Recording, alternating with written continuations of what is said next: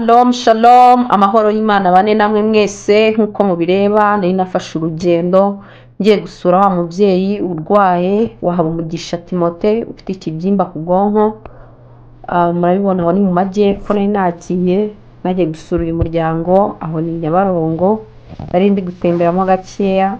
Ubu ni wa mugabo we. Nari ngeze mu rugo, ikintu cya mbere nabanje Imana kugira ngo musabire umugisha ndetse muganirize n'amagambo y'ihumure Imana yanshyize ku mutima nk'uko mumureba aha ngaha, na ya miti yose yanyweye murabibona.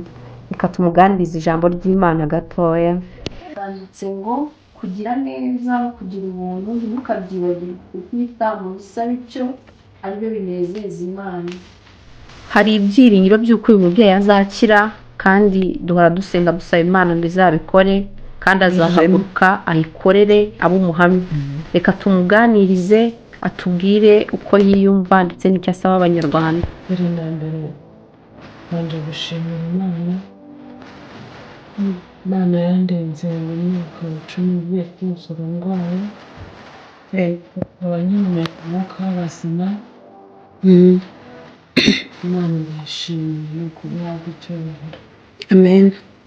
Icya kabiri ndashima abantu bose bagize umuhate se cyangwa ubushake bwo kumfasha mu buryo bwo kwivuza, mu buryo bwo kunsengera, mu buryo bwo kuntekerezaho.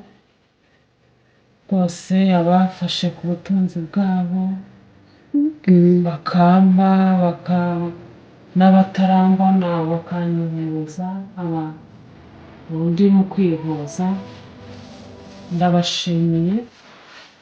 Basabiye umugisha bikuye ku mutima wanjye n'umuryango, kuko yaba ari twebwe ntabwo byari gukunda kubona ubushobozi bwo kwivuza cyane ko iri vuriro twivuzamo nta bwishingizi bukorana naryo. Yego. Ariko kubera mwebwe abantu badusengera baduha ubufasha bwose n'ubutunzi bwabo mukabukoraho, ndabasabira umugisha kugira ngo Imana izajya ihora ibazirikana mu gihe cy'ibyiza n'ibibi. Imana ijya iba mu ruhande rwanyu, kandi nimuterwa n'amakuba akomeye nimutabaza Uwiteka Imana azajya bumva vuba. Yego. Muri make ndabashimiye, nubwo urugendo rutararangira, ariko mfite kwizera ko Imana yagiye inzura mu mpfu nyinshi, n'uyu munsi nkaba nkiriho. Mfite kwizera ko nzavurwa ngakira.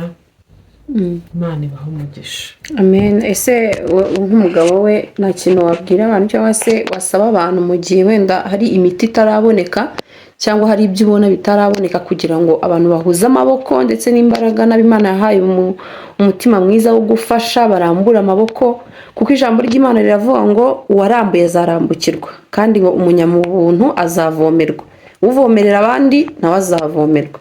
Ubwo rero twagira ngo wenda n'umutware agira ikintu atubwira kugira ngo n'abantu badukurikiye bazabikore bazi n'uwo babikorera. Yego, murakoze. Ndashimira Imana nk'uko ufasha wanjye bivuze, nanjye ndashimira Imana kandi ndashimira n'abantu, harimo bamwebwe mwagize n'umuhati mukaza hano. Namurijweho gato. Ndashimira Imana cyane, kandi nkashimira n'abantu, harimo mwebwe mwagize ishyaka mugatanga umwanya wanyu mugakora no ku butunzi, ndetse n'abandi bose mwanyuzeho mukababwira ikibazo cyacu cyangwa se uburwayi, bakaba baragize umutima wo kudufasha. Yego. Hakaba umudamu ubu yaratangiye kunywa imiti yo muri iriya vuriro ry'Abahinde, kandi twizeye tudashidikanya ko nk'uko dogiteri yabimubwiye igihe cya vuba azaba yakize. Imana rero nta byinshi mfite byo kuvuga usibye kubashimira no kubasabira umugisha w'Imana, kandi umutima w'urukundo n'impuhwe bafite bazawukomeze. Imana ibahe umugisha. Yego, nk'uko mubireba iyi ni ya famiye. Murabona uyu ni umupapa, uyu ni wa mama urwaye. Murebe neza muraza kubibona aha ku mutwe ikibazo afite. so rero hakenewe amafaranga kugira ngo baze kumuvuza baramira amagara ye. Niba uri umuntu ufite umutima wa kimuntu uzi neza ko gufasha ntako bisa, reba iyi miti yose yagiye mu nda y'uyu mubyeyi yarayinyweye, ariko n'ubu ngubu turacyakeneye ubufasha bwanyu kugira ngo uyu mubyeyi avurwe. Rero umuntu ugiye kubikora muraza kureba nimero iri kuri screen iri no hasi y'ikiganiro, niyo umupapa yitwa Timote. So rero ugize hari icyo wabonye wayobohererezaho kugira ngo dufatanye dushyire hamwe uyu mubyeyi avurwe. Imana ikomeze kubaha umugisha, ndetse abantu bose bakomeze gukora subscribe, like na share na comment kuri YouTube channel yacu, ndetse bakomeze no kudukurikira kuri TikTok. Kuri uyu muyoboro hagenda hacaho video z'abantu bagiye bagira ibibazo bitandukanye. So rero uyu muryango tuwufashe dushyize hamwe. Murakoze cyane. Muramwumva amaze kutuganirira. Ibyo ni ibikoresho nari nzaniye abana kuko murabona ko arwaye ntabasha gukora, ariko Imana yashyize ku mutima nagikoze. Nabazaniye ibikoresho kugira ngo nabo bazajye ku ishuri batagoye ababyeyi, kubera ko bari mu gihe cyo kurwaza umubyeyi. So rero nawe waba ufite ikayi, waba ufite ikaramu, ni umugisha ukomeye cyane. Ntabwo ibikoresho bihagije, ni Imana yari yampaye, ariko nawe wabikora kuko kugira neza no kugirira abandi neza ni umugisha ukomeye cyane. Inshuti bavandimwe, murabona zira nimero ziri kuri screen, ufite icyo ufite wazishyiraho, kandi wifuza kubasura ni karibu cyane, nabyo birashoboka. So rero kurwara ntibiteguza. Reka twumve umupapa. Mazina ni Habumugisha Timote nk'uko mubizi.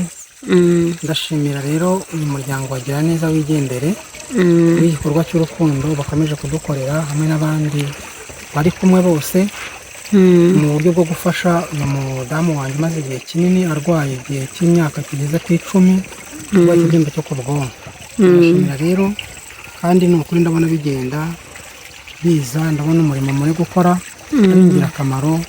Ni ukuri biri kudukora ku mutima cyane, kandi rwose n'undi wese ugiye ufite umutima w'urukundo akomeze aturebe, akomeze atugane, kuko umurwayi akeneye byinshi, akeneye ubufasha bwinshi, akeneye inkunga itandukanye iturutse kuri mwebwe ufite umutima w'impuhwe n'urukundo.